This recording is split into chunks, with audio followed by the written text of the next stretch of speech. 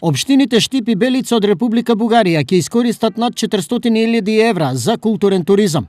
Станува збор за меѓугранична соработка, од кој половината од европските пари Штип ќе ги искористи за реставрација на црквата Свети Власие на тврдината Исар. Што можам да бидам задоволен заради тоа што овие се средства кои што доаѓаат од Европската унија како грант заради нашата успешна соработка, а така ќе продолжиме и во иднина. Со ова ние придонесуваме за развој на она што значи културно наследство, реставрација, да ги обновиме нашите цркви и нашите храмови. Водички партнери во европскиот проект е Источнопланскиот регион од македонска страна и општина Белица од Бугарија од друга страна. Знаете му, че благодарение на Европската унија, на општи усилија на општините, на министерствата, ние с него като млади градоначалници развиваме нашите општини.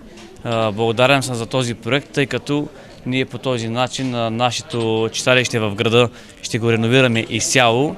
Тук държа да отбележа, че пак по Интерек България-Македония ние го санирахме отвън, а сега ще имаме възможност да го оборудваме и отвътре. Од европскиот проект бенефит ќе има Заводот за заштита на спомениците и музеи на град Штип, а проектот за реставрација на црквата Свети Власие треба да заврши до 2021 година. После малку, да речеме, подолг период успеавме да дојдеме до средства каде што ќе ја конзервираме таа црква.